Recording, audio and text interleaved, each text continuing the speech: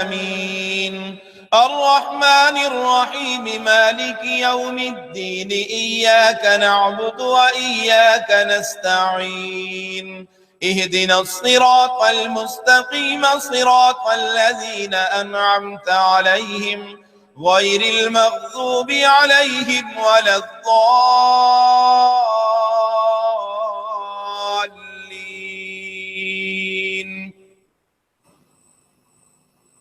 قد أفلح من تزكى وذكر اسم ربه فصلى بل تؤثرون الحياة الدنيا والآخرة خير وأبقى إن هذا لفي الصحف الأولى صحف إبراهيم وموسى.